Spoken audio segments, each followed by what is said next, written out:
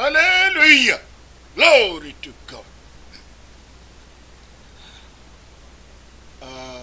ഇന്ന് വാസ്തവമായിട്ട് ഞാൻ ഇവിടെ നിൽക്കുന്നതിൻ്റെ കാരണം ഒരനുഗ്രഹിക്കപ്പെട്ടതായ വിഷയത്തെക്കുറിച്ച് ഇന്ന് മലയാളം ഭാഷയിലുള്ള മീഡിയകളിൽ, സോഷ്യൽ മീഡിയയിൽ, വാട്സപ്പിൽ, അതുപോലെ തന്നെ യൂട്യൂബിൽ, അതുപോലെ ഫേസ്ബുക്കിൽ ഒരു വിഷയം വന്നിരിക്കാം.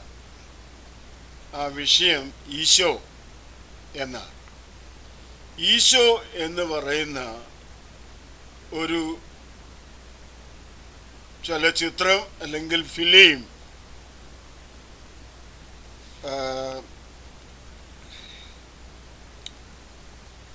നാദിർ ഷാ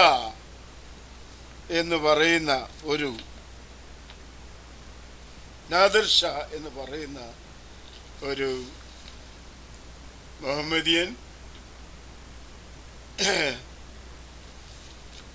അറേഞ്ച്മെന്റ് ചെയ്യുന്ന അല്ലെങ്കിൽ ഡെവലപ്പ് ചെയ്തുകൊണ്ടിരിക്കുന്ന ഒരു ഫിലിമിനെ കുറിച്ച് ഇന്ന് വളരെ വിവാദമായ രീതിയിൽ മീഡിയകളിൽ, പല മീഡിയയിൽ, മറുനാടൻ മലയാളം മീഡിയ പ്രധാനമായിട്ട്, പിന്നെ ഇൻസൈഡ്, അതുപോലെ തന്നെ മറ്റുള്ള മീഡിയകൾ, നിങ്ങൾക്കറിയാമല്ലോ, അനേക മീഡിയകൾ മലയാളത്തിൽ വർക്ക് ചെയ്യുന്നുണ്ടല്ലോ. അവരുടെ എല്ലാവരുടെയും മുൻപിൽ ഇതൊരു ഡിസ്കഷനായിട്ട് മിസ്റ്റർ അഡ്വക്കേറ്റ്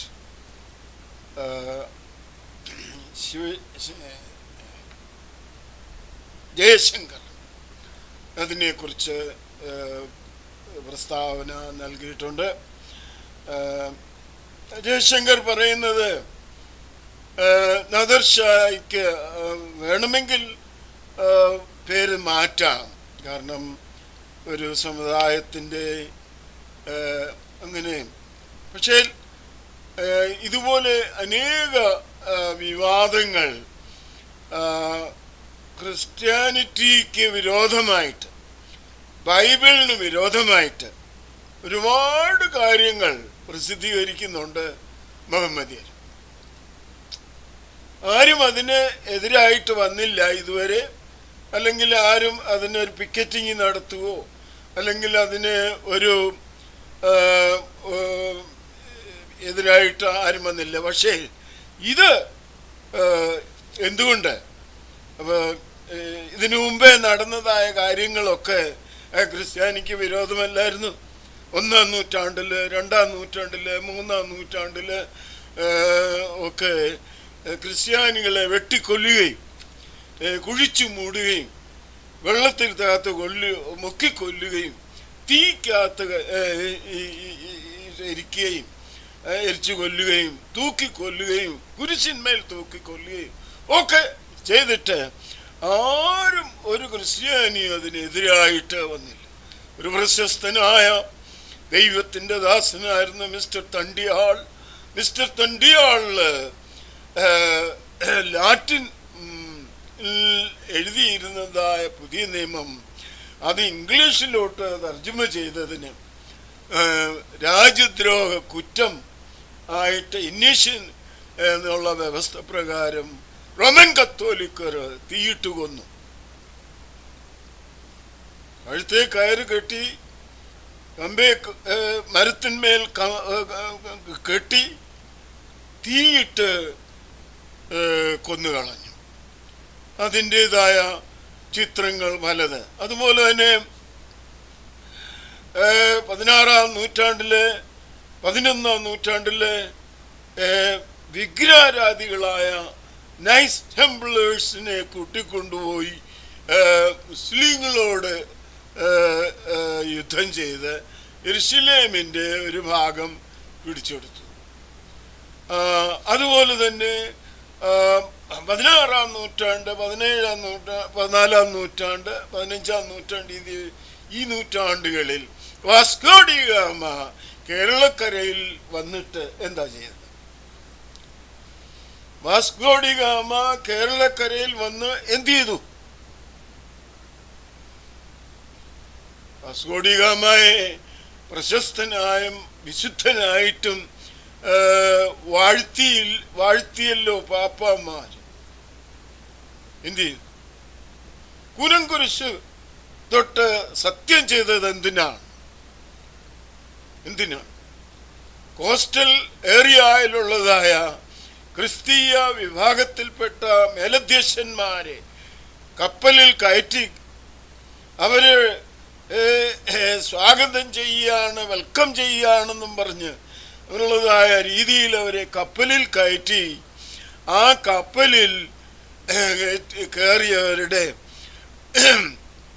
വസ്തുക്കളും ചർച്ചിൻ്റെതായ സകല ഡീറ്റെയിൽസും എല്ലാം എഴുതി വാങ്ങിച്ചിട്ട് അവരുടെ കഴുത്തിന്മേൽ കല്ല് കെട്ടി വെള്ളത്തിൽ താത്തു. ഇതായിരുന്നല്ലോ റോമൻ കത്തോലിക്കർ ചെയ്തത്. എന്താണ് റോമൻ കത്തോലിക്കര് കേരളത്തിൻ്റെ ആവശ്യങ്ങൾക്ക് വേണ്ടി, കേരളത്തിൻ്റെ നന്മകൾക്ക് വേണ്ടി എന്ത് നന്മയാണ് ചെയ്തത്? അല്ലെങ്കിൽ എന്ത് നന്മയാണ് ചെയ്തുകൊണ്ടിരിക്കുന്നത്? അവർ സ്കൂളുണ്ട്, കോളേജുണ്ട്, അനാഥശാലകൾ. ഇതൊക്കെ എവിടുന്ന്? അനാഥശാല അവരുടെ അച്ഛന്മാരുടെയും അമ്മച്ചിമാരുടെയും കുഞ്ഞുങ്ങളാണ് കൂടുതലും. ഞാൻ ഈ പറയുന്നതിൽ എന്തെങ്കിലും പ്രയാസം ആർക്കെങ്കിലും ഉണ്ടെങ്കിൽ എന്നോട് വഴക്കിടുകയോ അല്ലെങ്കിൽ ജയിലിൽ കയറ്റുകയോ നിങ്ങൾക്ക് ചെയ്യാം.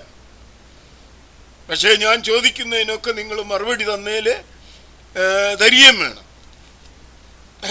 ദൈവത്തിന് മഹത്വം ഉണ്ടാകട്ടെ. അതുകൊണ്ട് ഈശോ എന്ന് പറഞ്ഞതായ ഫിലിം ഉണ്ടാക്കുന്നതിൽ ഈ word it is not from the holy Bible, ബൈബിളിൽ നിന്നുള്ളതല്ല. ഈ യേശോ എന്ന് പറയുന്ന വ്യക്തി ബൈബിളിൽ നിന്നുള്ളതല്ല എന്ന് മിസ്റ്റർ നാദർ ഷാ തലക്കെട്ടിൽ നേരത്തെ പ്രസ്താവന ചെയ്തിരുന്നു. അപ്പോൾ ഞാൻ അതിനെക്കുറിച്ച് മനസ്സിലാക്കിയപ്പോൾ എന്തുകൊണ്ടാണ് നാദർ ഷാ അങ്ങനെ എഴുതിയ Isho it is not from the Holy Bible? Why he said like that? Because the word Esau is not biblical. It is, as my learning I am understanding, I have no connection, no relation with Nader Shah or Jayashankar or any other. I have no connection and I don't want any connection. But I am talking from the biblical standard and I am talking about the biblical background. What is the meaning of Esau? Esau from Hebrew Aramaic word, Romanized name is Yeshu, spelling Y-E-S-U-A, Yeshu, or Yoshua, spelling Y-E-S-H-U-A, Yoshua.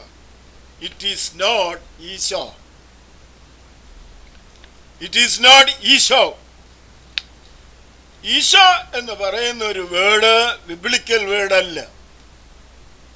ആ Isho Roman കത്തോലിക്കരുടെ ദൈവമാണെന്നാണ് അവരുടെ അച്ഛന്മാരുടെ പ്രസ്താവനകൾ വന്നതിലെല്ലാം കാണുന്നത്. അത് ഒരുപാട് ക്രിസ്ത്യാനികളും ക്രിസ്തീയ വിശ്വാസത്തിൽ ക്രിസ്ത്യാനികൾ എന്ന് പറയുന്ന ഒരു പറ്റം ആൾക്കാര് യേശുക്രിസ്തു ദൈവമാണ്, ദൈവത്തിൻ്റെ പുത്രനാണ് എന്ന് പറഞ്ഞ് വഴക്കുണ്ടാക്കി അല്ലെങ്കിൽ തമ്മിലടിച്ച്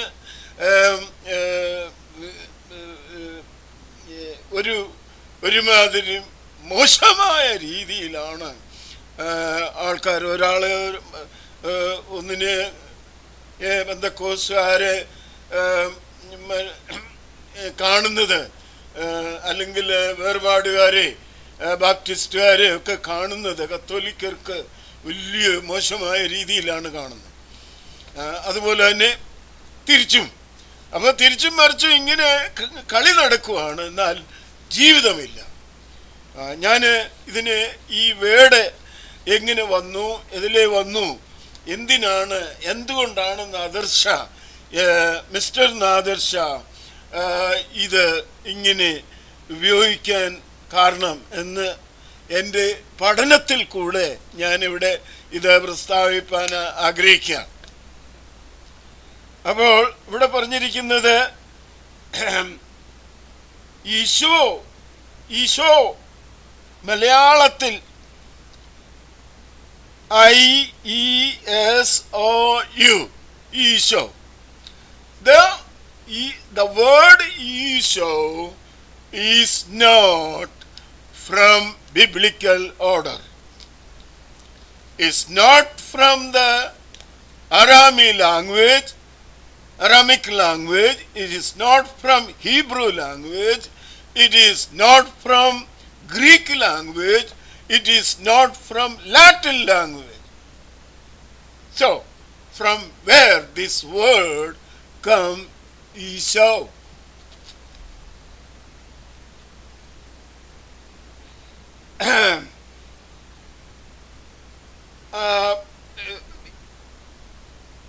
എൻ്റെ ഈ വീഡിയോയിൽ ഞാനിതിൻ്റെ നോട്ട് കംപ്ലീറ്റ് ഇടുന്നുണ്ട്. അപ്പോൾ മലയാളത്തിൽ സംസാരത്തിൽ എന്തെങ്കിലും തകരാറ് പറ്റെങ്കിൽ ക്ഷമിക്കണം. ചില വാക്കുകളൊക്കെ എനിക്ക് പ്രയാസമായിട്ട് വരുന്നുണ്ട്. കാരണം വളരെ വർഷങ്ങളായിട്ട് മലയാളം വലിയ ടച്ചില്ലാത്തത് കൊണ്ട് എഴുതുന്നതിനും പ്രയാസമാണ്, വായിക്കുന്നതിനും ചിലപ്പം വായിച്ചെടുക്കാം, എന്നാൽ അത് പ്രസംഗത്തിൽ വരുമ്പോൾ ചില വാക്കുകളൊക്കെ കുറുങ്ങി പോകുന്നുണ്ട്. എന്നാൽ ഇംഗ്ലീഷും അതുപോലെ, ഹിന്ദിയും അതുപോലെ. അങ്ങനെ ഒരു ഭാഷയിലും എൻ്റെ ഭാഷ നല്ലതല്ല, അതിൽ ഞാൻ തലകുനിക്കുകയാണ്. അതുകൊണ്ട് നിങ്ങളിത് മനസ്സിലാക്കണം എന്നാണ് എൻ്റെ അഭിപ്രായം. നാദർ ഷാ അങ്ങനെ എന്തുകൊണ്ട് Isho is not from the holy Bible? Abel അച്ഛൻ അദ്ദേഹത്തെ എടുത്തു വളർത്തി പഠിപ്പിച്ചത് എന്താണ്? ആ അറിവാണ് നാദർ ഷാ ഉണ്ടാക്കിയതായ അല്ലെങ്കിൽ ഉണ്ടാക്കുന്നതായ ഫിലിം. അതിന് എന്തുമാത്രം എതിര് വലിയ ഫൈറ്റ് നടത്തുന്ന പോലെ മിസ്റ്റർ PC ജോർജും എന്ന് വേണ്ട അച്ഛന്മാര്, അങ്ങനെ ബിഷപ്പന്മാര്, അങ്ങനെ ഇതിൻ്റെ പിറകെ. നേരത്തെ ഇവരൊക്കെ എവിടെയായിരുന്നു? ക്രിസ്ത്യാനികൾക്ക് വിരോധമായി പുസ്തകം എഴുതുകയും യേശു അങ്ങനെ ഇന്ത്യ വന്നു, പിന്നെ കാശ്മീരിൽ വന്നു, അവിടെ വന്ന് കല്യാണം കഴിച്ചു. ഇതൊക്കെ ഇവന്മാര് മോശമായ രീതിയിൽ എഴുതിയ. അപ്പോഴൊക്കെ ഈ അച്ഛന്മാരൊക്കെ എവിടായിരുന്നു? അല്ലെ ഈ മെത്രാന്മാർ എവിടായിരുന്നു? ഈ റോമൻ കത്തോലിക്കർ എവിടെയായിരുന്നു? അപ്പോൾ ആബേൽ അച്ഛൻ പഠിപ്പിച്ച ഒരു ശിഷ്യൻ, ആബേൽ അച്ഛൻ പഠിപ്പിച്ചത് ഒരു സിനിമയാക്കി ഇപ്പോൾ തന്നെ ഒരു ഭയങ്കര മായിട്ടുള്ള പ്രസിദ്ധീകരണം അതിന് കിട്ടിക്കഴിഞ്ഞു. ഇനിയും ആൾക്കാരിങ്ങനെ വീക്ഷിക്കുകയാണ് ഈ ഫിലിം ഒന്ന് കണ്ടാക്കൊള്ളാമെന്നുള്ളത്. ഫിലിം ഇതുവരെ തയ്യാറായിട്ടില്ല. അതിനു മുമ്പേ ഇവിടെ ഈ പ്രശ്നം. അപ്പോൾ ഇവരെല്ലാവരും കൂടെ പ്ലാൻ കൂട്ടി പൈസ ഉണ്ടാക്കാനുള്ള പരിപാടിയാണ്. ഇതിനൊരു എതിര് വരുമ്പോൾ ആൾക്കാർ തോന്നും ഇതിനകത്ത് ഏതാണ്ട് ഉണ്ടെന്ന് വിചാരിക്കും എന്ന് വിചാരിച്ചാണ്. അത് ജീസസ് ഫിലിം. എന്താണ് ജീസസ് ഫിലിം? യേശുവിനെ കുറിച്ച് ആക്ട് ചെയ്ത ആക്ടർമാര് അത് കള്ളമല്ലേ? ജീസസ് ഫിലിം ആക്ട് ചെയ്ത് അതാ യേശുവിനെ പോലെ ആക്ടേഴ്സിനെ യേശു ആക്കി. അതല്ലയോ കത്തോലിക്കരുടെ, റോമൻ കത്തോലിക്കരുടെ ആൾത്താരയുടെ പുറവിൽ അല്ലെങ്കിൽ പടം വെച്ചുകൊണ്ട് അതിൻ്റെ മുമ്പിൽ കുർബാന ചൊല്ലിക്കൊണ്ട് ഒക്കെ ആരാധന നടത്തി പ്രാർത്ഥന നടത്തി മനുഷ്യനെ കളിപ്പിക്കുന്ന, വഞ്ചിക്കുന്ന ഒരിടപാടല്ലേ ഇത്? ഇതൊക്കെ നിർത്തിയാലേ പറ്റത്തു.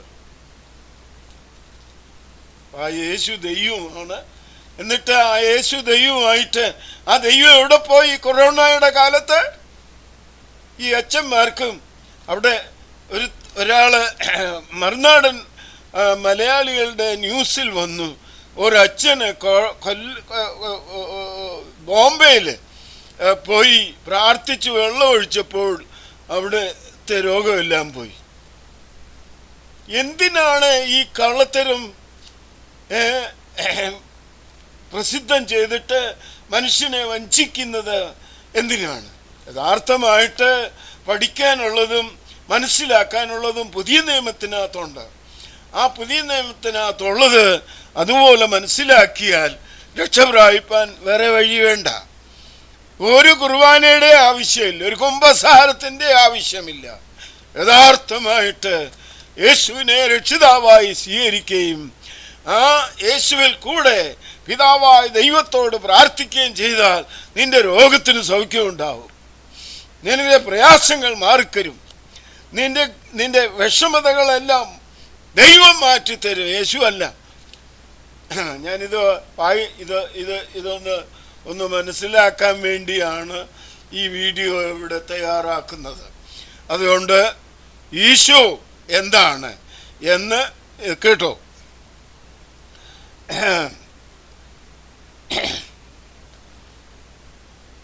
ഈശോ എന്ന വേർഡ് ഗ്രീക്കിലില്ല,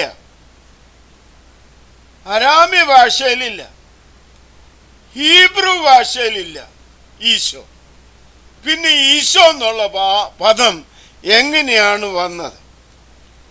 അവിടെ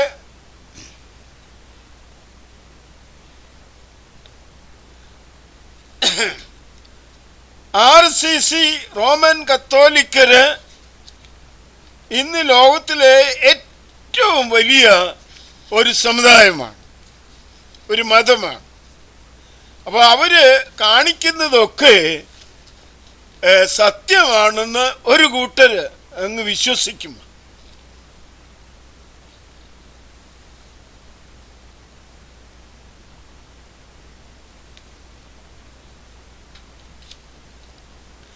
അപ്പോൾ ഈ യേശു എന്ന് നമ്മൾ ഈ പറയുന്നത് അത് എങ്ങനെയാണ് എന്നുള്ളതായ വാക്കുകൾ എനിക്ക് പ്രദർശിപ്പിക്കാൻ പറഞ്ഞ് വെളിപ്പെടുത്താൻ നോക്കുവാണ് ഞാൻ.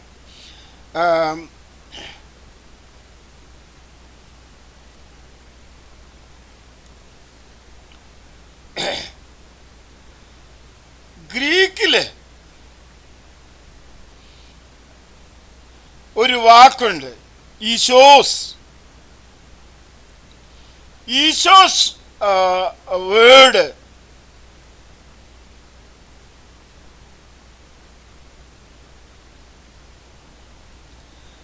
likely Isa of Nazareth. The word is not correct. But Isos, the word diverted from the Zeus goddess. ഇപ്പൊ സെയൂസ് ഗോഡസ് റോമൻസിന്റെ ഗോഡസാണ്. ഈ റോമൻസിന്റെ സെയൂസ് ഗോഡ്സ് അവർ വിശ്വസിക്കുന്നത് ഈ സെയൂസ് ഗോഡ് രോഗികളെ സൗഖ്യമാക്കി അദ്ദേഹം മരിച്ചു പോയപ്പോൾ ഉയർത്തെഴുന്നേറ്റു. ഈ കഥയാണ് സെയൂസ് ഗോഡ്.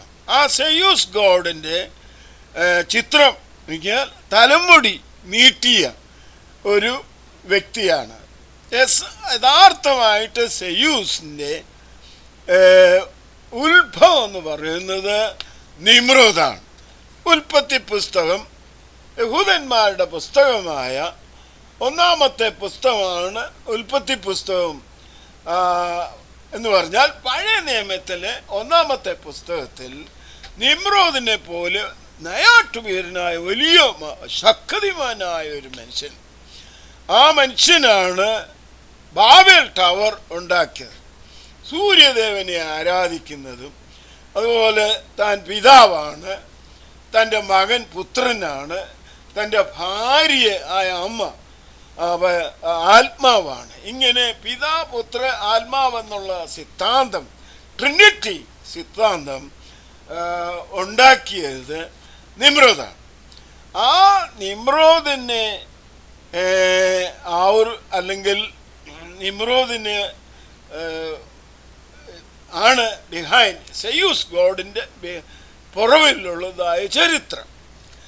ആ സെയൂസ് ഗോഡിൽ നിന്നാണ് വേർഡ് ഇസോസ് എന്ന ഗ്രീക്ക് പദമുണ്ടായിട്ട് ആ ഗ്രീക്ക് നിന്ന് ഇംഗ്ലീഷിൽ ഡൈവേർട്ട് ചെയ്തപ്പോൾ ജീസസ് എന്നാക്കി. ആണ് in the name of Jesus, in the name of Jesus, in the name of Jesus. രോഗികളെ സൗഖ്യമാക്കുകയാണ് in the name of Jesus. യഥാർത്ഥമായ യേശു ആണോ അത് അല്ലതാനും. അപ്പോൾ ഈ യോശുവ അല്ലെങ്കിൽ സെയൂസ് ഗോഡ് എന്ന് പറയുന്നതായ വ്യക്തിത്വമാണ് ഇന്ന് റോമൻ കത്തോലിക്കരുടെ ആൾത്താരയിൽ വരച്ചിരിക്കുന്നതായ ഫോട്ടോ. അത് യേശു അല്ല, അത് ഈശോ അത്രേ.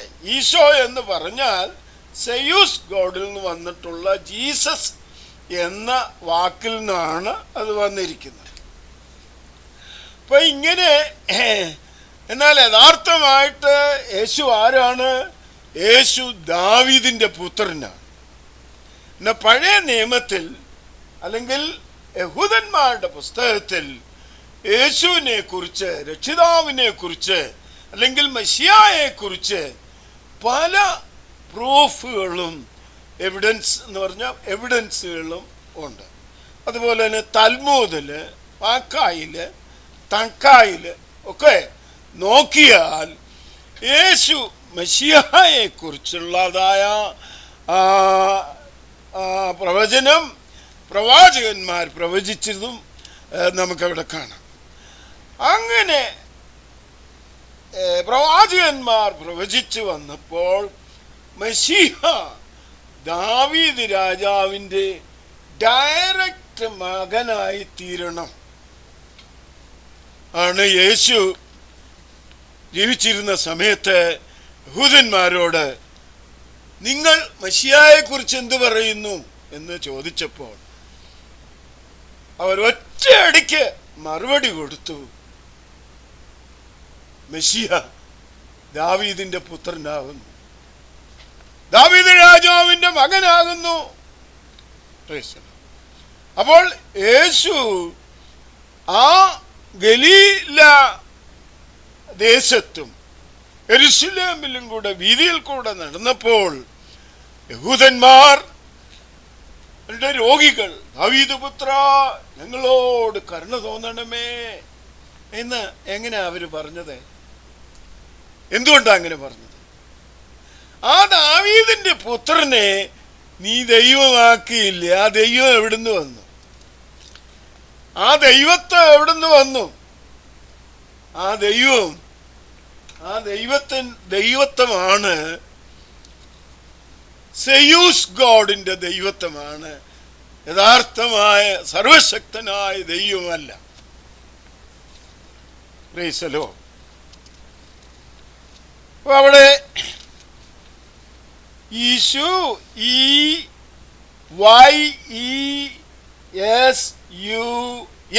യേശു, അത് മലയാളത്തിൽ വരുമ്പോൾ യേശു, ഈശോ അല്ല.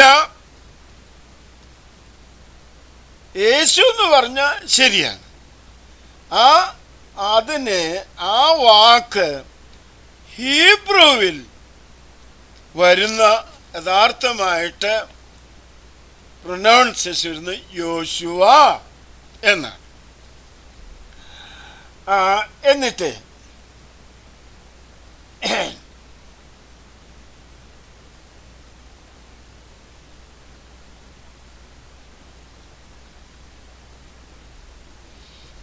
രണ്ടാമത്തെ യെരുശലേം ദേവാലയം പണിയുന്ന സമയത്ത് യോശുവ എന്നുള്ളതായ പദം ഹെലനിറ്റിക് ഭാഷയിൽ വന്നപ്പോൾ യിശോസ് എന്ന് യഹൂദന്മാർ എഴുതി വെച്ചു.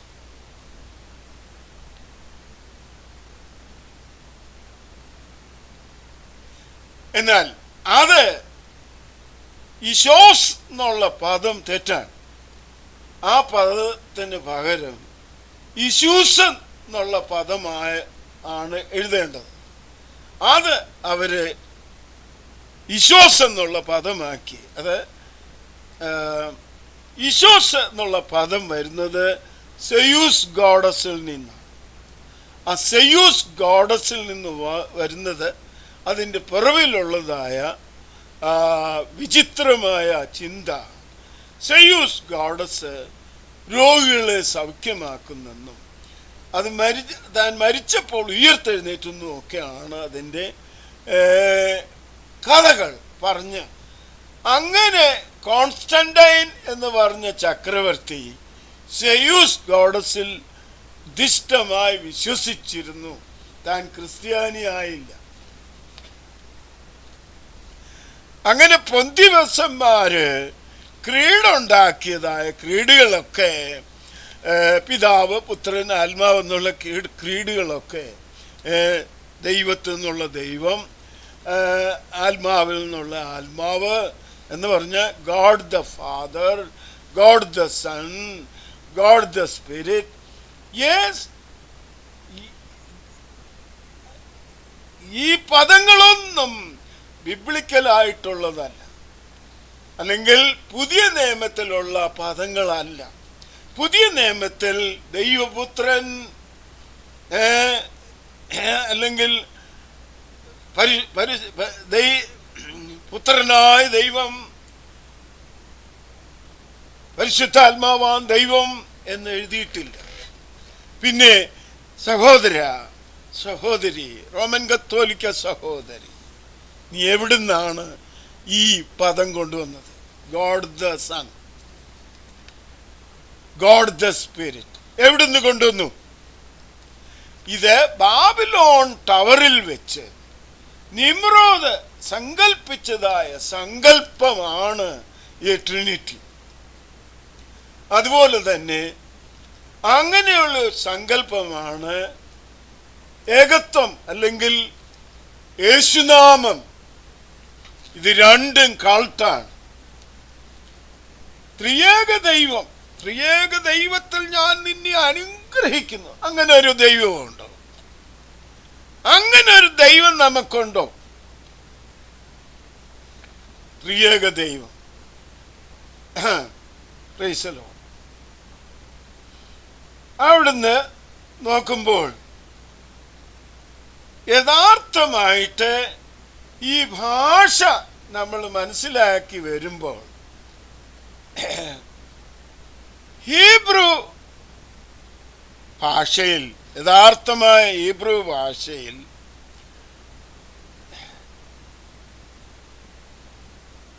തൽമൂദിൽ എഴുതി വച്ചിട്ടുള്ള പദമാണ് യോശുവ ജോഷുവ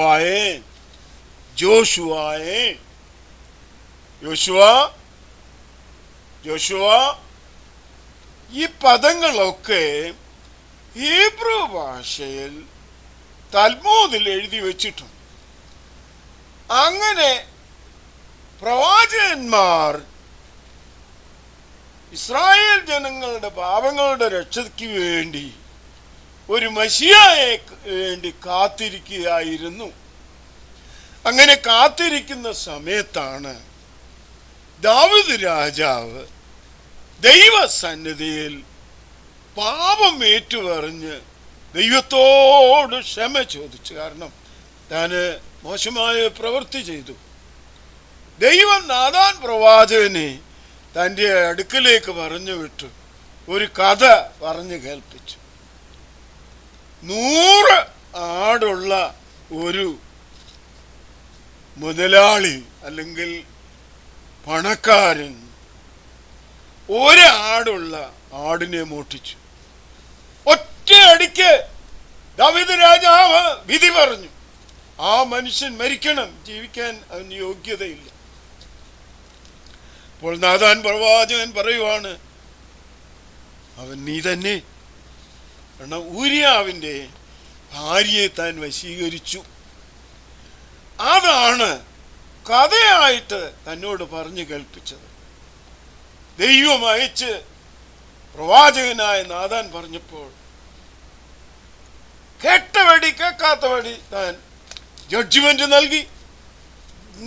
ആ ജഡ്ജ്മെന്റ് തൻ്റെ നാവിൽ നിന്ന് വന്നപ്പോൾ നാഥാൻ ദൈവത്തിൻ്റെ ആത്മാവിൽ പറയുവാണ്, അവൻ നീ തന്നെ, അപ്പോൾ നീ മരിക്കണം. അപ്പോൾ ദാവീദ് ഡയറക്റ്റ് ഇത് കേട്ടവടി സമാഗമന കൂടാരത്തിന്റെ വാതിക്കൽ ചെന്നിട്ട് നെടുമ്പോട് വീണ് നിലവിളിച്ച് ഉച്ചത്തിൽ കരഞ്ഞ് ദൈവത്തോട് പ്രാർത്ഥിച്ചു, ക്ഷമയോദിച്ചു. ഒരു കാര്യം ശ്രദ്ധിക്കണം, ഈ ദാവീദ് രാജാവിനെ കുറിച്ച്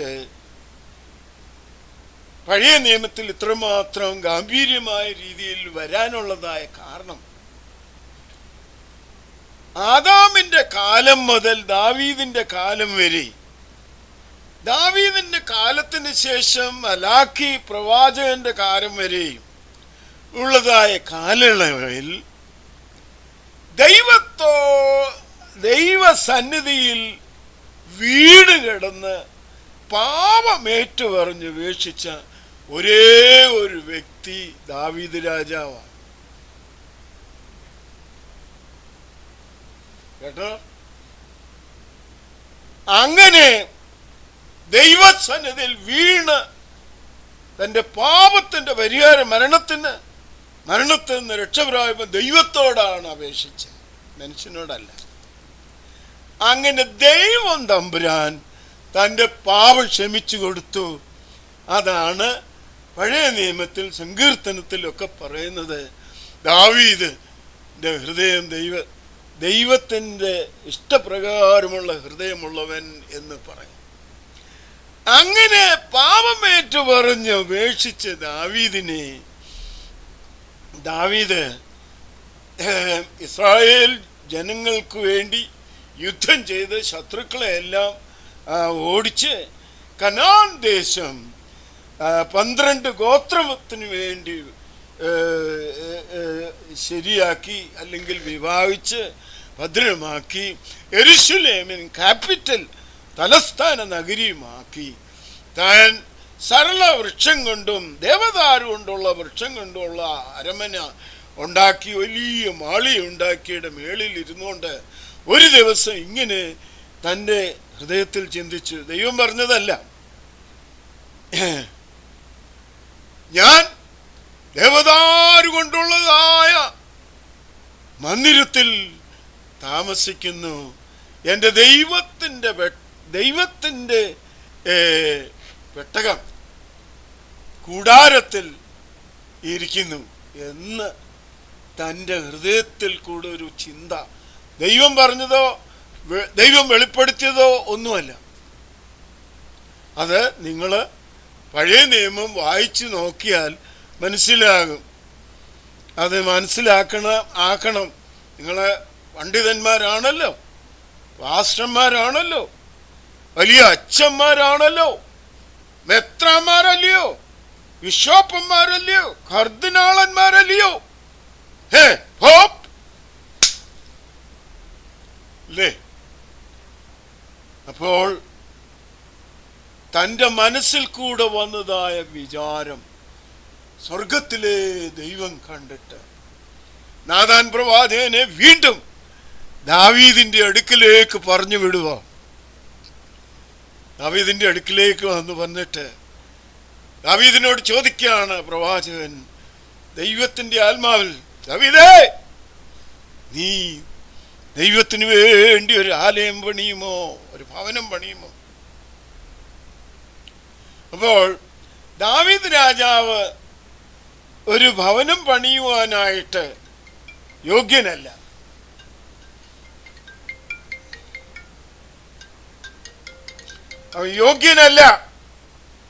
ദാവീദ് രാജാവ് യോഗ്യനല്ല.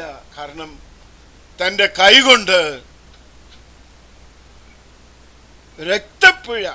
രക്തം ചൊരിഞ്ഞ കരങ്ങളാണ്.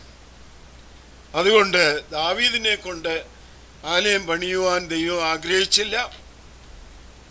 ദാവീദിനോട് ദൈവത്തിൻ്റെ ആലോചന നാഥാനിൽ കൂടെ പറയാണ്, ദാവീദേ, നീ പിതാക്കന്മാരെ പോലെ നീ ഉറങ്ങും.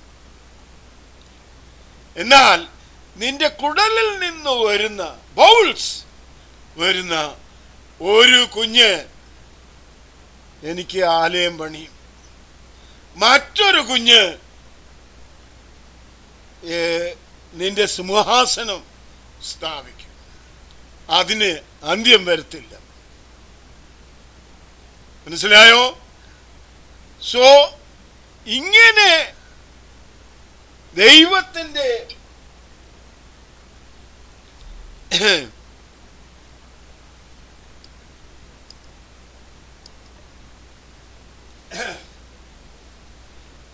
ദൈവത്തിൻ്റെ ദൈവികമായിട്ടുള്ളതായ കാര്യങ്ങൾ ഒരു പുത്രനിൽ കൂടെ ആലയം പണിയും, മറ്റൊരുവൻ സിംഹാസനം സ്ഥാപിക്കും, ആ സിംഹാസനത്തിന് അന്ത്യം വരുത്തില്ല എന്ന് യഹോവയായ ദൈവം, അല്ലെങ്കിൽ സർവശക്തനായ ദൈവം നാഥാൻ പ്രവാചകനിൽ കൂടെ ദാവീദിനോട് സംസാരിച്ചു. അതിൽ ദാവീദ് മരണത്തിന് ശേഷം ബേർശബായിൽ നിന്നുള്ളതായ രണ്ടാമത്തെ കുഞ്ഞ്, അദ്ദേഹത്തിൻ്റെ പേരാണ് ശലോമോൻ അല്ലെങ്കിൽ സുലൈമാൻ. ആ ശലോമോൻ ദൈവത്തിന് വേണ്ടി ഒരു ആലയം പണിതു. ദൈവത്തിൻ്റെ ശെഖേനായി ഇറങ്ങി വന്നു. ദാവീദിനോട് ദൈവം ചെയ്ത പ്രോമിസാണ്. ദൈവത്തിന് ഇസ്രായേൽ ജനത്തിൻ്റെ മധ്യേ ഇറങ്ങി വന്ന് മനുഷ്യന്റെ ആരാധന ആസ്വദിപ്പാൻ ദാവീദ് ഒരു വലിയ ആലയമുണ്ടാക്കി തൻ്റെ മകനായ ശലോമോനിൽ കൂടെ.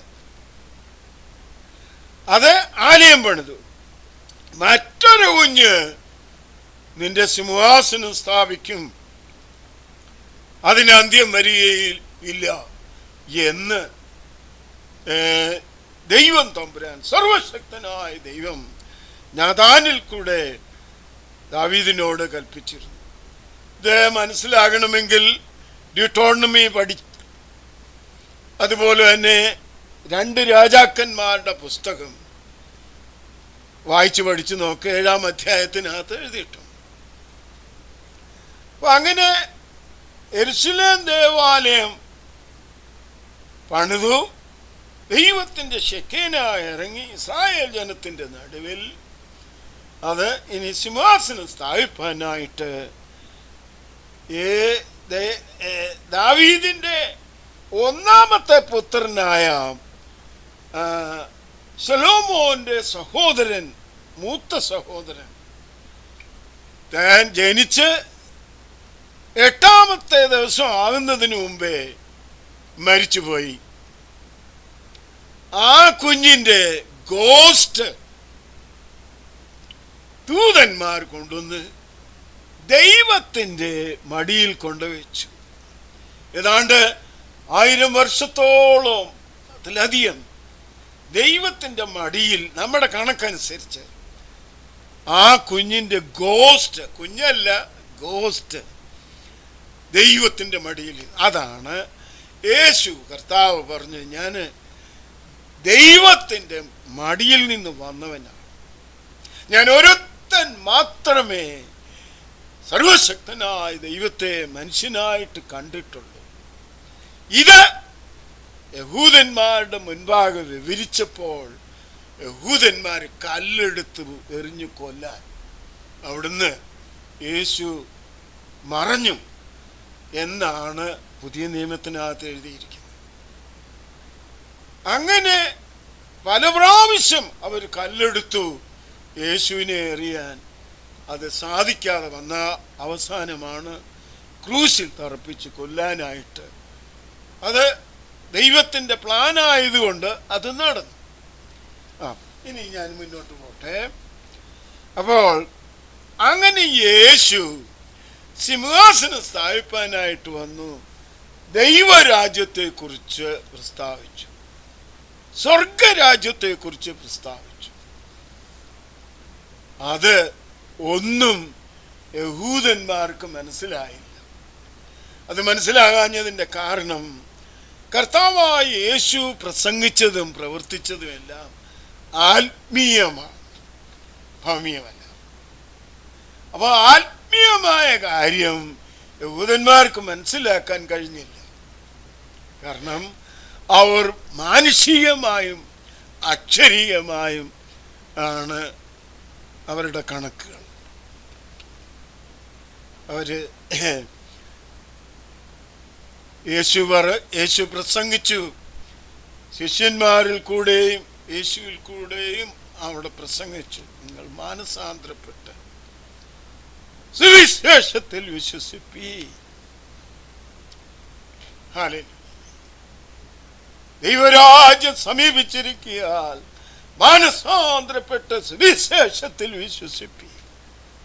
സ്വർഗരാജ്യം സമീപിച്ചിരിക്കയാൽ മാനസാന്തരപ്പെട്ട് സുവിശേഷത്തിൽ വിശ്വസിപ്പീൻ. ഈ വെള്ളത്താലും ആത്മാവിനാലും ജനിക്കുന്നില്ല എങ്കിൽ സ്വർഗരാജ്യം നിനക്ക് കാണുവാൻ കഴിയില്ല.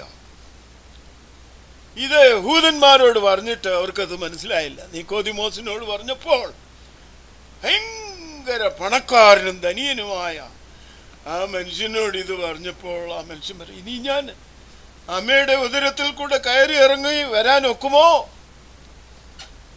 അപ്പോൾ കർത്താവായ യേശുക്രിസ്തുവിന്റെ പ്രസംഗം, പ്രവൃത്തി അവർക്ക് മനസ്സിലായില്ല. അതാണ് യേശു പറഞ്ഞത്, ഞാൻ ശബത്തിന്റെ കർത്താവാകുന്നു. ദൈവമാണെന്നല്ല പറഞ്ഞത്.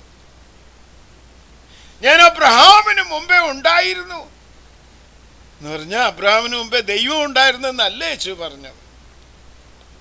ഞാൻ മനുഷ്യന്റെ പുത്രനാണ് എന്നാണ് യേശു പറഞ്ഞത്. യേശു പറഞ്ഞില്ല ഞാൻ ദൈവപുത്രനാണ്. യേശു എങ്ങും പറഞ്ഞില്ല ഞാൻ ദൈവപുത്രനാണ്. പക്ഷേ അവിടെ പറഞ്ഞിരിക്കുന്നത് ദൈവപുത്രൻ എന്ന് വിളിക്കപ്പെടും. He will call us a son of the highest. What do you understand that? He will call us a son of God. He will call us a prince of peace. He will call us a Emmanuel. What do you mean that? അവനെ അങ്ങനെ വിളിക്കപ്പെടും. വിളിച്ചു എന്നല്ല, യേശുവിനെ അങ്ങനെ വിളിക്കപ്പെടും. ദൈവപുത്രനെന്ന് വിളിക്കപ്പെടും. ഏതെങ്കിലും ഒരു സമയത്ത് യേശു ദൈവമായിരുന്നെങ്കിൽ ഈ ഉപദേശിമാര് കള്ളന്മാര് വരയ്ക്കകത്ത് കയറിയിരിക്കണം. എടാ, ഗവൺമെന്റ് അങ്ങനെ പറഞ്ഞു അല്ല ഇങ്ങനെ പറഞ്ഞു നിയമം വെച്ചു, പക്ഷെങ്കിൽ നിന്റെ വിശ്വാസം എവിടാ? ജീവിക്കുന്ന ദൈവത്തെ വിശ്വസിക്കുന്ന നിനക്ക് ദൈവത്തിന്റെ ശക്തിയുണ്ട്. ദൈവത്തിന്റെ ശക്തി നമ്മളോട് കൂടെ ഇരിക്കും. അതെ, ആർക്കെങ്കിലും സംശയമുണ്ടെങ്കിൽ ചോദിച്ചാട്ടെ, ഞാനത് പറഞ്ഞു തരാം, മനസ്സിലാക്കി തരാം. ദൈവത്തിന്റെ ശക്തി. യാക്കോബ് ദൈവത്തിന്റെ ദൂതനോട് മല്ലടിച്ചു. ഒരു രാത്രി മുഴുവനും. അവസാനം ദൈവത്തിന്റെ ദൂതൻ തോറ്റുപോയി. അതിന്റെ അർത്ഥം എന്നാ? അതിന്റെ അർത്ഥം എന്നാ? മനുഷ്യന് ദൈവത്തോട് മല്ലടിക്കാനുള്ളതായ അധികാരമുണ്ടെന്ന്. അങ്ങനെയാണ് യാക്കോബിന്റെ മക്കൾക്ക് യാക്കോബിനെ ഇസ്രായേൽ എന്ന് ദൈവം പേരിട്ടു. കേട്ടോ? അപ്പൊ ഈ പദം വന്നത്, ഈശോ എന്ന പദം വന്നത് ഈശോസ് എന്ന ഗ്രീക്കിൽ നിന്നാണ്. ഈശോസ് എന്ന ഗ്രീക്ക് പദം വന്നത് സെയൂസ് ഗോഡസിൽ നിന്ന്. അപ്പോൾ റോമൻ കത്തോലിക്കരുടെ ദൈവം ആയ ഈശോ സെയൂസ് ഗോഡസ് ആണ്, ഈശു അല്ല, അല്ലെങ്കിൽ യോശുവ അല്ല. തൽമൂദിൽ എഴുതിയിരിക്കുന്ന, നിക്കായിൽ എഴുതിയിരിക്കുന്നതായ, യഹൂദന്മാരുടെ പുസ്തകത്തിൽ എഴുതിയിരിക്കുന്നതായ യേശു, യോശൂസ് അല്ല. അങ്ങനെ ഒരു പദം ഗ്രീക്കിലില്ല. പിന്നെ ഈശോ എങ്ങനെ ഉണ്ടായി?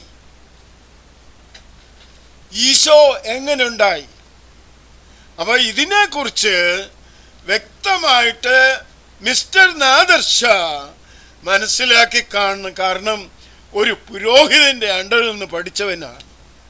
ആമേൽ അച്ഛൻ എന്ന് പറയുന്ന പുരോഹിതന്റെ, റോമൻ കത്തോലിക്ക പുരോഹിതന്റെ അണ്ടറിൽ നിന്ന് പഠിച്ച് വന്നവനാണ്. താൻ പഠിച്ചതാണ് സിനിമയായിട്ട് ആക്ട് ചെയ്യാനായിട്ട് തയ്യാറായിക്കൊണ്ടിരിക്കുന്നത്. അതിന് ആ മനുഷ്യന് തോന്നിയവാസം പറയുവാൻ നിനക്ക് എന്നാടാ അവകാശം? മിസ്റ്റർ PC ജോർജ്, നിങ്ങൾക്ക് എന്നാണ് അവകാശം? നിങ്ങൾ പറഞ്ഞല്ലോ ഞാൻ ഇറങ്ങുവാണ്. അപ്പോൾ നീ ലഹള ഉണ്ടാക്കുന്ന മനുഷ്യൻ, നീ ക്രിസ്ത്യാനിയാണോ?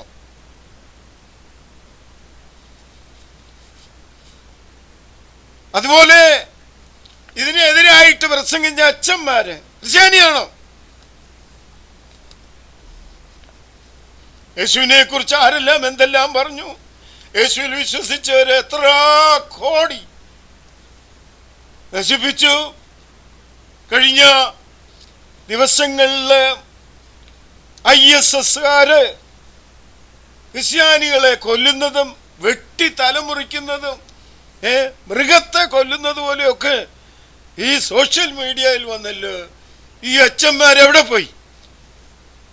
ഈ മെത്രാൻ എവിടെ പോയി?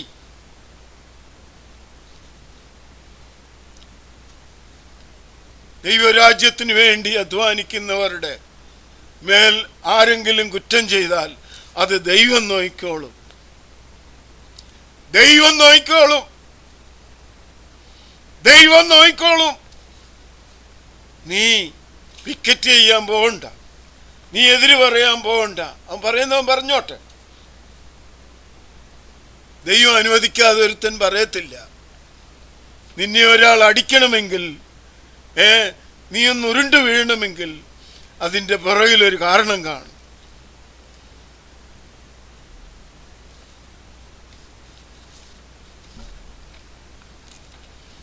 ഈശോ എന്ന വാക്ക് ഗ്രീക്ക് ഭാഷയിലില്ല. അരാമ്യ ഭാഷയിലില്ല, ഹീബ്രു ഭാഷയിലില്ല. പിന്നെ എവിടുന്ന് വന്നിത്? ജീസസ് എന്നുള്ള പദം സെയൂസ് ഗോഡസിൽ നിന്ന് വന്നതാണ്. ആണ് Jesus name, Jesus name, Jesus name. യഥാർത്ഥമായിട്ട് യേശു പറഞ്ഞതല്ലത്. യേശു പറഞ്ഞ എൻ്റെ നാമത്തിൽ പിതാവിനോട് പ്രാർത്ഥിപ്പീൻ. ഇന്ന് നീ ആരോടാടാ പ്രാർത്ഥിക്കുന്നത്? യേശു നിന്റെ ദൈവമാണോ? Glory to God. ആ യേശു കർത്താവ് പറയുവാണ്, ഞാൻ പിതാവായ ദൈവത്തിൻ്റെ മടിയിൽ നിന്ന് വന്നു. അതെങ്ങനെ വന്നു? പിതാവായ ദൈവത്തിൻ്റെ മടിയിൽ നിന്ന് യേശു വന്നത്? എന്നിട്ട് ദൈവം പറയുവാണ്, ഗബ്രിയേൽ മാലാഖയിൽ കൂടെ മേരിയോടും ജോസഫിനോടും പറയാണ്, അവന് ഹോളി ഗോസ്റ്റ് നിന്റെ മേൽ വരും. മേരി, നീ ഒരു ആൺകുഞ്ഞിനെ പ്രസവിക്കും. മേരി, അവന് യേശു എന്ന് പേരിടണം. മേരി, അവന്റെ ജനങ്ങളുടെ പാപത്തിന് രക്ഷ നൽകുന്നതാകൊണ്ട് അവന് യേശു എന്ന് പേരിടണം. ഈശോ എന്നല്ല. യേശു എന്നുള്ളതായ പദം ഇറ്റാലിയൻ ഭാഷയാണ്. അത് മലയാളത്തിൽ വരുമ്പോൾ യേശു എന്ന് പറയുന്നത് ഈശോ എന്നല്ല. അത് ഹിന്ദിയിൽ വരുമ്പോൾ ഈശാ, ഇശു, ഇശു എന്ന് വരും. ഉറുദു വരുമ്പോൾ ഈശാ എന്ന് വരും. അറബിയിൽ വരുമ്പോൾ ഈസാ എന്ന് വരും. ഇങ്ങനെ അങ്ങോട്ടും ഇങ്ങോട്ടും അങ്ങോട്ടും. എന്നാൽ ഈശോ എന്ന പദം വന്നത് യേശൂസ് എന്ന പദത്തിൽ നിന്നാണ്. യേശൂസ്. Glory to God.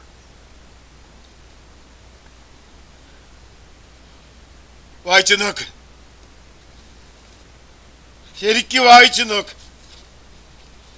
Glory to God. മലയാളത്തിൽ Eesho, IESOU, mister advocate Jayashankar, and Malayalam Marunadan Malayali medium, many other news media discussed about Nader Shah made a film, Isha, Isho, not from the Holy Bible. So I say Nader Shah is right. Isho, the word is not from the Holy Bible. Isho, the word is not from the Holy Bible. I support to Nader Shah. Maybe he is a Muslim or maybe Hindu, I do not know. I never seen to him. I have no relation with him. But he saw the word using by the Roman Catholics, Malayali, that is not issue. That is not Yeshua. Glory to God. Mashiach is to be born in a Virgin Mary. Isaiah chapter 7 verse 14. Matthew chapter 1 verse 18 to 21. Luke chapter 1 verse 26 to 35. Go and read it. It is written from the Talmud and Nakha and many other Hebrew books. The prophecies come from prophets. Glory to God. Messiah is to be born in Bethlehem. So from Galilee, Joseph and Mary walk up to Bethlehem. Bethlehem is the city of the David birthplace. So the prince should take the birth from the father birthplace. So God's plan, they come, but they came in the name of Caesar Augustus for making tax. But the God's plan was the Yeshua Messiah might take the birth from Bethlehem. Hallelujah. So when Elizabeth became pregnant 6 months, the Gabriel went to the Mary. എലിസബത്തിന് 6 മാസം ഗർഭിണിയായിരുന്ന സമയത്താണ്, 6-ാമത്തെ മാസം, 6 മാസമല്ല 6-ാമത്തെ മാസം ഗർഭിണിയായിരുന്ന സമയത്താണ് Gabriel മാലാഖ മേരിയുടെ അരികിൽ ചെന്ന് വിവരം പറയുന്ന, മേരി, ഹോളി ഗോസ്റ്റ് എന്ന് പറഞ്ഞാൽ ഹോളി സ്പിരിറ്റ് അല്ല. Spirit have no body, but the ghost have a body. The ghost come from the bosom of God. That is not gene. Already അത് ഒരു കുഞ്ഞായിരുന്നു. ജീൻസ് കുഞ്ഞല്ല.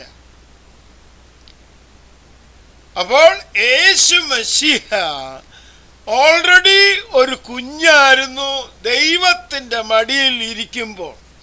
അപ്പൊ ദൈവം പ്രസവിച്ചതാണോ അത്? ആ ദൈവത്തിൻ്റെ മടിയിൽ എങ്ങനെ ഈ ഹോളി ഗോസ്റ്റ് വന്നു? നിങ്ങൾ വലിയ ഉപദേശിമാരാണല്ലോ, അച്ഛന്മാരും മെത്രാന്മാരും ഒക്കെ ആണല്ലോ, വലിയ ഭയങ്കരന്മാരല്ലയോ നിങ്ങൾ. എന്തുകൊണ്ടാ ഇത് മനസ്സിലാകാതെ പോയത്? എന്താ? ദൈവം തമ്പുരാൻ, സർവശക്തനായ ദൈവം ദാവീദിനോട് നാഥാൻ പ്രവാചകൻ മുഖാന്തരം അരുളി ചെയ്തു, ദാവീദേ, നീ നിന്റെ പിതാക്കന്മാരെ പോലെ ഉറങ്ങും, എന്നാൽ നിന്റെ വയറ്റിൽ നിന്ന് വരുന്ന, നിന്റെ ബൗൾസിൽ നിന്ന്, നിന്റെ കുടലിൽ നിന്ന് വരുന്ന ഒരു കുഞ്ഞ് എനിക്ക് വേണ്ടി ആലയം പണിയും, മറ്റൊരു കുഞ്ഞ്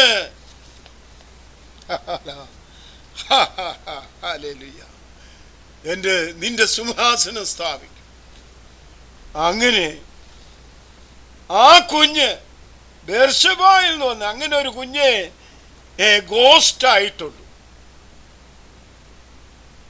ആ ഒരു കുഞ്ഞ് മാത്രമേ ദാവീദിനെ ആ സമയത്ത് മരിച്ചു പോയിട്ടുള്ളൂ. അബ്ശാലോം ഒക്കെ മരിക്കുന്ന പിന്നെ ഒരുപാട് സമയങ്ങൾ കഴിഞ്ഞാണ്. ദാവീദിന്റെ മരണസമയത്താണ് അബ്ശാലോം മരിക്കുന്നത്. എന്നാൽ ദാവീദിന്റെ ഒരു കുഞ്ഞ് സിംഹാസനം സ്ഥാപിക്കും എന്ന് പറഞ്ഞാൽ ആ കുഞ്ഞ് എവിടുന്ന് വന്നു? ആ കുഞ്ഞ് എവിടുന്ന് വന്നു? ആ കുഞ്ഞ് എവിടുന്ന് വന്നു? അത് ബേർശബായിൽ കൂടെ ദാവീദിന് കിട്ടിയ കുഞ്ഞാണ്. ഒന്നാമത്തേത് ബേർശബ ആദ്യം ഗർഭം ധരിച്ച് പ്രസവിച്ച കുഞ്ഞ് പരിച്ഛേദന ഏൽക്കുന്നതിന് മുമ്പേ മരിച്ചുപോയി. 8-ാം ദിവസമാണ് യഹൂദന്മാര് കുഞ്ഞുങ്ങൾക്ക്, ആൺകുഞ്ഞുങ്ങൾക്ക് പരിച്ഛേദന കൊടുക്കുന്നത്. ആ പരിച്ഛേദന 8-ാം ദിവസത്തിന് മുമ്പ് അവ പരിച്ഛേദന കൊടുക്കുന്നതോടുകൂടി പേരിടും. ആണ് യേശുവിൻ്റെ ജനനം ബേത്ലഹേമിൽ നടക്കുമ്പോൾ അപ്പോൾ എലിശബേത്തിന് 6 മാസമായപ്പോൾ ഗബ്രിയേൽ മാലാഖ അവിടെ വന്നു, മേരിയുടെ അരികിൽ വന്ന് ദൂത് പറഞ്ഞു. ആ സമയത്ത് തന്നെ മേരി ഗർഭിണിയായി. അവിടുന്ന് ഇത് കേട്ടോണ്ട് ഹിൽ നാട് അല്ലെങ്കിൽ മലഞ്ചെരുവിൽ താമസിക്കുന്ന എലിശബേത്തിന്റെ വീട്ടിൽ ചെന്ന് എലിശബേത്തിനോടുകൂടെ 3 മാസം മേരി അമ്മച്ചി താമസിച്ചു. എലിശബേത്തിന് ശുശ്രൂഷ ചെയ്തു.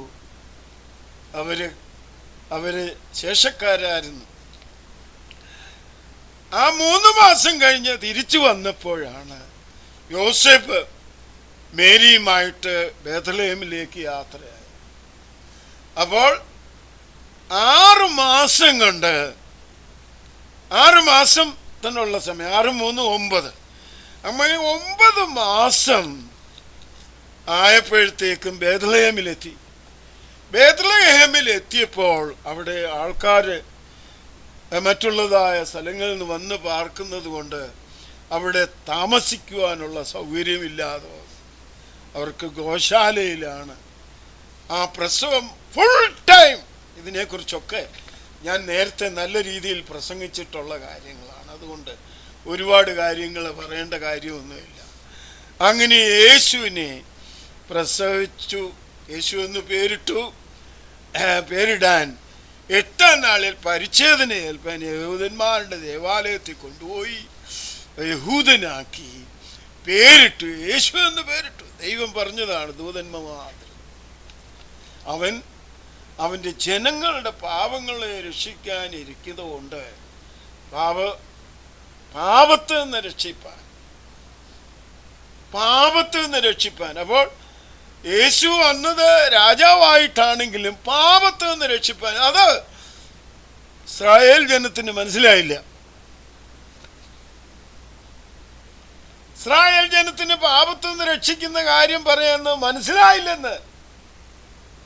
അതുകൊണ്ടാണ് യേശുവിനെ അവർ ക്രൂശിപ്പാനിട. അല്ലെങ്കിൽ യേശുവിനെ ക്രൂശിക്കത്തില്ല. കാരണം അവര് മെസ്സിയായിക്ക് വേണ്ടി ഇപ്പോഴും കാത്തിരിക്കുകയാണ്. ഈ നിമിഷം വരെയും യഹൂദന്മാർ മെസ്സിയായിക്ക് വേണ്ടി കാത്തിരിക്കുന്ന ഒരു ജനമാണ്.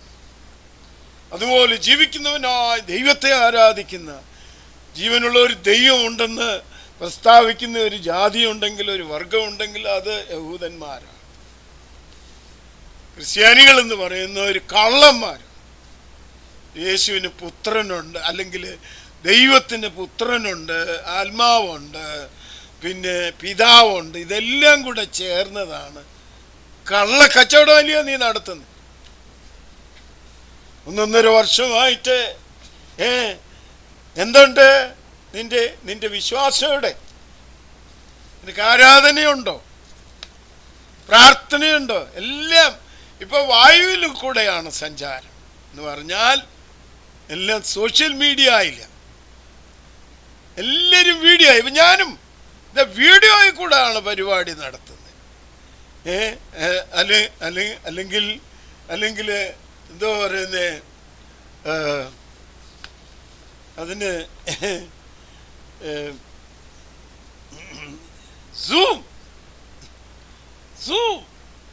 ഒരാൾ അവിടെ, ഒരാൾ ഇവിടെ, മറ്റൊരാള്. എത്ര കോൺസെൻട്രേഷൻ അവിടെ കിട്ടുന്നേ. അപ്പൊ ഇങ്ങനെ നിന്റെ വിശ്വാസത്തെ പരിശോധന ചെയ്തുകൊണ്ടിരിക്കുകയാണ് സർവശക്തനായ ദൈവം. മനുഷ്യനെ കൊണ്ട് കണ്ടുപിടിക്കുവാൻ കഴിയാത്ത ഒരു മൃഗീയമായ ബാധയാണല്ലോ കൊറോണ.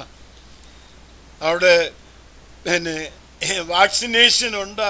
ഇതിലൊന്നും ഈ കൊറോണയെ നിയന്ത്രിക്കാൻ സാധ്യമല്ല, അല്ലെങ്കിൽ അതുപോലുള്ള വൈറസിനെ നിയന്ത്രിക്കാൻ സാധ്യമല്ല. എന്നാൽ നിന്റെ പാപം ഏറ്റുപറഞ്ഞ് യേശുവിൻ്റെ നാമത്തിൽ പിതാവേ എന്നെ രക്ഷിക്കണമേ എന്ന് പറഞ്ഞാൽ നിനക്ക് രക്ഷയുണ്ട് കേട്ടോ. ദൈവത്തിന് സ്തോത്രം. അപ്പോൾ മെസ്സിയ മരിച്ചിട്ട് ഉയർക്കണം എന്നുള്ളതാണ് തൽമൂദിൽ എഴുതി വച്ചിരിക്കുന്നതായ പ്രവചനങ്ങൾ. യെശയ്യാ പ്രവചനം 53-ാം അധ്യായത്തിൻ്റെ 9 മുതൽ 10 വരെയുള്ള വാക്യം, സങ്കീർത്തനം 2-ാം അധ്യായത്തിൻ്റെ 16-ാമത്തെ വാക്യം, അതുപോലെ തന്നെ മത്തായി സുവിശേഷം 28-ാം അധ്യായത്തിൻ്റെ 1-ാം വാക്യം മുതൽ 20-ാമത്തെ വാക്യം വരെ, അപ്പോസ്തല പ്രവൃത്തി 2-ാം അധ്യായത്തിൻ്റെ 23-ാമത്തെ വാക്യം മുതൽ അങ്ങോട്ട് വായിച്ചു നോക്കണം. ദൈവത്തിന് നന്ദിയോടുകൂടി സ്തോത്രം ചെയ്യുന്നു. ഇങ്ങനെ ക്രൈസ്റ്റ് മെസ്സിയ ഇത് യോശുവ ഈസ് നോട്ട് ഗാഡ്. യേശു മെസ്സിഹ ദൈവമല്ല, ഈശോ ദൈവമാണ്. അതാണ് റോമൻ കത്തോലിക്കർ ഈശോയെ ആരാധിക്കുന്നത്. കാരണം ആ ഈശോ എന്നുള്ള പദം വന്നത് സെയൂസ് ഗോഡസിൽ നിന്ന്. മിസ്റ്റർ നാദിർ ഷാ വ്യക്തമായിട്ട് എഴുതി, Isho is not from the holy Bible. He is very correct. He is very correct. ആർക്കെങ്കിലും ഭൂലോകത്തിന്റെ ഏതെങ്കിലും ഭാഗത്ത് നിന്ന് ക്വസ്റ്റ്യൻ ഉണ്ടെങ്കിൽ ചോദിക്കാം, ഞാൻ ഓടിപ്പോകത്തില്ല. നിങ്ങൾ അവിവേകം കാണിക്കരുത്. ദൈവത്തിന് വേണ്ടി ആരും മല്ലടിക്കണ്ട. ദൈവത്തിന് വേണ്ടി ആരും യുദ്ധം ചെയ്യണ്ട. ദൈവം യുദ്ധം ചെയ്യും. ഒരു നീതിമാന് വേണ്ടി ദൈവം യുദ്ധം ചെയ്യും. ദൈവം നോക്കിക്കോളും. നീ വിശ്വസ്തനാണെങ്കിൽ, നീ വിശ്വാസിയാണെങ്കിൽ, യേശുവിൽ കൂടെ പിതാവായ ദൈവത്തോട് പ്രാർത്ഥിക്കുന്ന ഒരു വ്യക്തിയാണെങ്കിൽ, പിതാവിൻ്റെയും പുത്രൻ്റെയും പരിശുദ്ധ റൂഹായുടെയും നാമത്തിൽ മുഴുവൻ സ്നാനമേറ്റ് പുതിയ നിയമത്തിലെ വ്യവസ്ഥ പ്രകാരം ജീവിക്കുകയും ചെയ്യുന്ന ഒരു വ്യക്തിയാണെങ്കിൽ നിന്റെ കാര്യം ദൈവം നോക്കും. നിന്റെ കാര്യങ്ങൾ ദൈവം നോക്കും. ദൈവം നിനക്ക് കൂട്ടാളിയായിരിക്കും. അബ്രഹാമിനോടുകൂടെ നടന്ന ദൈവം, ഇനോഷിനോടുകൂടെ നടന്ന ദൈവം, നോഹയോടുകൂടെ നടന്ന ദൈവം, ഇസ്ഹാക്കിനോടുകൂടെ നടന്ന ദൈവം, യാക്കോബിനോടുകൂടെ നടന്നവനായ ദൈവം, യേശുവിനോടുകൂടെ നടന്നവനായ ദൈവം നമ്മുടെ കൂടെയും നടക്കും. എൻ്റെ കൂടെ നടക്കും, നിങ്ങളുടെ കൂടെ നടക്കും കേട്ടോ. അങ്ങനെയാണ് ഭക്തന്മാർ അനുഗ്രഹം പ്രാപിച്ചത്. അങ്ങനെയാണ്. അല്ലാതെ വഴക്കുണ്ടാക്കിയല്ല, ലഹളയുണ്ടാക്കിയല്ല. മിസ്റ്റർ PC ജോർജ്, നീ ക്രിസ്ത്യാനിയാണോ? നീ മാനസാന്തരപ്പെടണം. നീ മാനസാന്തരപ്പെടണം. അതുപോലെ തന്നെ ഇതിനെതിരായിട്ട് വന്ന അച്ഛന്മാര്, മെത്രന്മാര്, ദൈവങ്ങളായ ബിംബങ്ങളെ ധിക്കരിച്ച് സംസാരിച്ചു, അല്ലെങ്കിൽ ഫിലിം ഉണ്ടാക്കുന്ന ബിംബങ്ങൾ. നീ ബിംബത്തെ ആരാധിക്കാനുള്ളവനല്ല. വിഗ്രഹത്തെ നിനക്കുണ്ടാക്കാൻ ദൈവത്തിന് അനുവാദമില്ല. മനസ്സിലായോ? ദൈവം തമ്പുരാൻ യാക്കോബിൽ കൂടെ യാക്കോബിനോട്, അബ്രഹാമിനോട് ഒക്കെ സംസാരിക്കുകയും അത് മോശയോടുകൂടെ സംസാരിക്കുമ്പോൾ പറയുവാണ്, ഓരോ പർവ്വതത്തിൽ വന്നിട്ട് സകല ഇസ്രായേൽ മക്കളുടെ ആണുങ്ങളെ അവിടെ കൂട്ടിവരുത്തി വിശുദ്ധരായിട്ട് 3 ദിവസം സ്ത്രീകളോട് ബന്ധപ്പെടാതെ വേർപെടുത്തി വിശുദ്ധരാക്കി ശുദ്ധീകരിച്ച് ആ ഇസ്രായേൽ ജനത്തോട് പറയും, നിനക്കൊരു വിഗ്രഹം ഉണ്ടാകരുത്.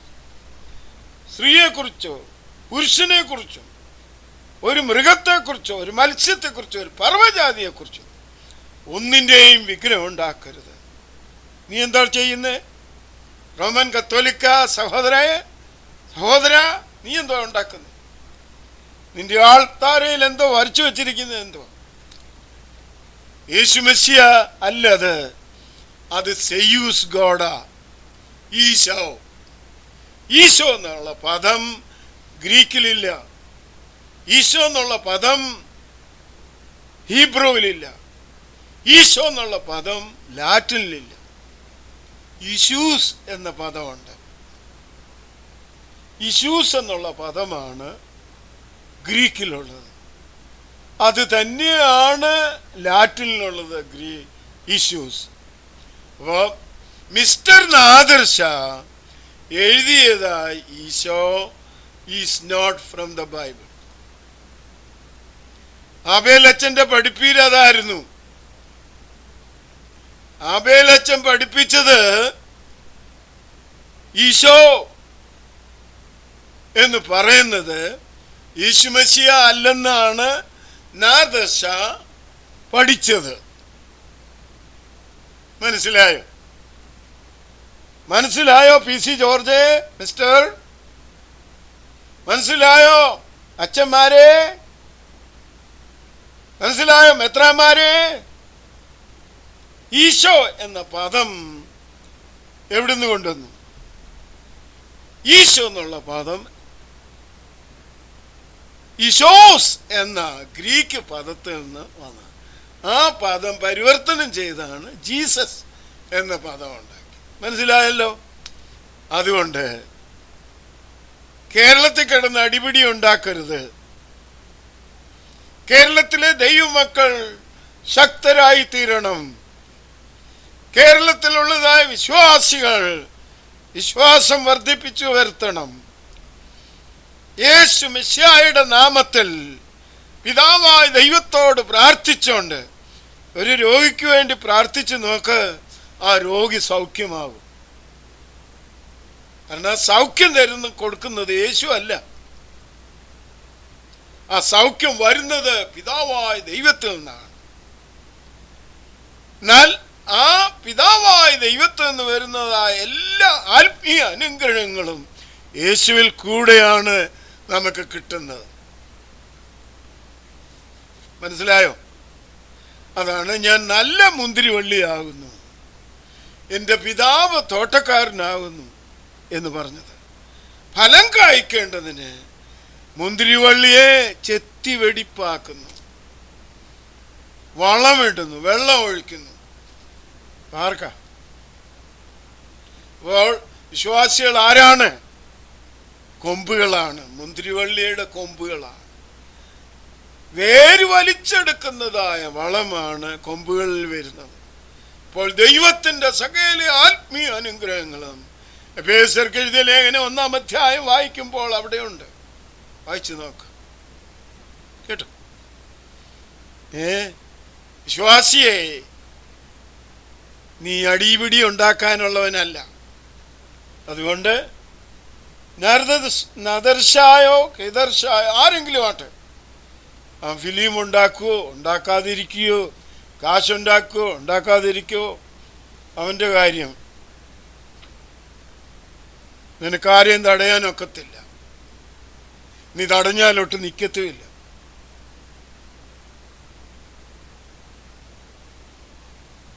മനസ്സിലായല്ലോ?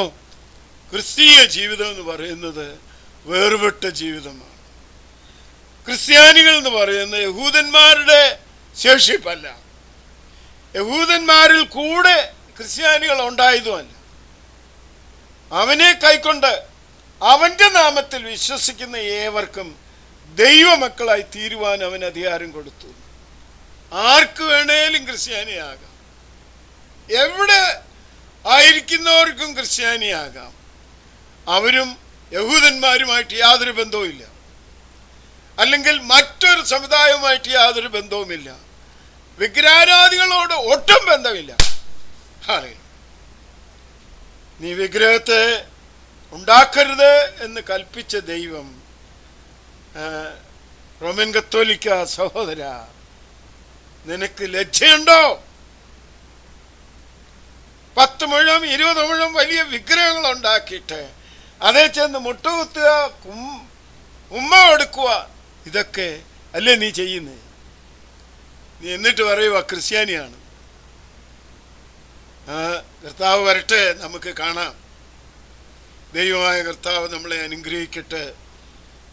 ഒരു വാക്ക് ഞാൻ പ്രാർത്ഥിച്ചുകൊണ്ട് അവസാനിക്കാൻ ആഗ്രഹിക്കുന്നു. ഞങ്ങളുടെ വാഴ്ത്തപ്പെട്ടവനായ ഞങ്ങളുടെ ദൈവമായ കർത്താവും ദൈവമായുള്ളവേ, യേശുവിൻ്റെ നാമത്തിൽ ഈ വിഷയം ഞാൻ അവതരിപ്പിക്കുന്നത് അനേകർക്ക് ഇത് അനുഗ്രഹത്തിന് കാരണമാക്കി തീർക്കണമേ എന്ന് പ്രാർത്ഥിക്കുന്നു.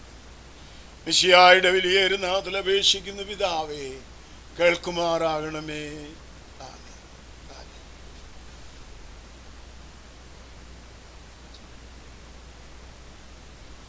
എൻ്റെ പേര് മത്തായി ചെറിയാൻ മണ്ണുച്ചേരിൽ നിന്നാണ്. മത്തായി മണ്ണുച്ചേരിൽ നിന്ന് എഴുതിയാൽ എൻ്റെ വീഡിയോ തുറന്നു കിട്ടും. അതുപോലെ തന്നെ ഫേസ്ബുക്കിൽ തുറന്നു നോക്കാൻ കഴിയും. ആർക്കെങ്കിലും എവിടുന്നെങ്കിലും തർക്കുത്തരമോ ആർഗ്യുമെന്റോ ഉണ്ടെങ്കിൽ യു ആർ വെൽക്കം. ഒരു കുഴപ്പമില്ല. ബിബ്ലിക്കലായിട്ട് 1000 ചോദ്യം ചോദിച്ചാൽ ബൈബിളിൽ നിന്ന് തന്നെ ഞാൻ മറുപടി തരാം. പക്കായാണ്. അതുകൊണ്ട് മലയാളക്കരയിൽ നാദിർഷായുടെ പേരിൽ നാദിർഷായോടോ അല്ലെങ്കിൽ ഒരു ഹിന്ദുവിനോടോ ഹിന്ദു സഹോദരനോടോ ഒരു മുസ്ലിം സഹോദരനോടോ തമ്മിലടിക്കാൻ നിനക്ക് യാതൊരു ന്യായവുമില്ല. അവരെന്തേലും കാണിച്ചോട്ടെ. എല്ലാവരെയും അവര് പിന്നെ മരുമക്കായം ചെയ്ത് അല്ലെങ്കിൽ അവര് മതം മാറ്റി, ജീവനുള്ളവനൊന്നും അങ്ങനെയുള്ള കാര്യത്തിൽ ചെന്ന് വീഴത്തില്ല. മരിച്ചവന് എവിടെ വേണേലും കിടക്കാം. അതാണ് സംഭവിച്ചുകൊണ്ടിരിക്കുന്നത്.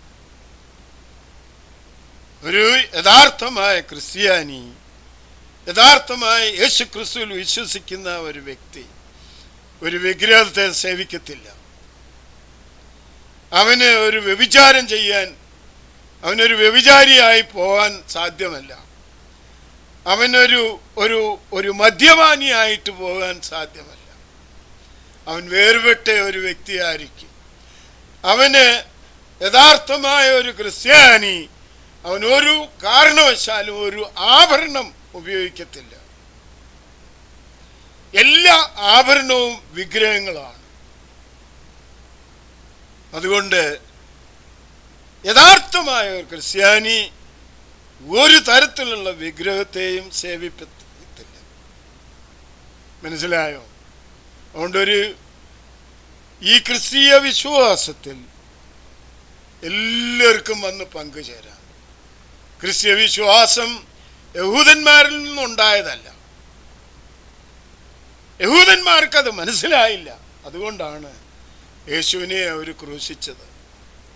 ഇന്നും മശിഹായ്ക്ക് വേണ്ടി അവർ കാത്തിരിക്കുകയാണ്. തൽമൂദിൽ എഴുതിയിരിക്കുന്ന വ്യവസ്ഥ പ്രകാരം യേശു ദാവീദിന്റെ പുത്രനാണ്, ദൈവപുത്രനല്ല. അതാണ് യേശു പറഞ്ഞത്. മനുഷ്യപുത്രൻ പോകുന്നു, മനുഷ്യപുത്രൻ പോയതുപോലെ തിരികെ വരും. ഹല്ലേലൂയ. മനസ്സിലായല്ലോ? അതുകൊണ്ട് തൃത്വം പറഞ്ഞുകൊണ്ട് ഇങ്ങോട്ട് വരരുത്, യേശുനാമം പറഞ്ഞുകൊണ്ട് വരരുത്. അതൊക്കെ കള്ളത്തരമാണ്, വഞ്ചനയാണ്.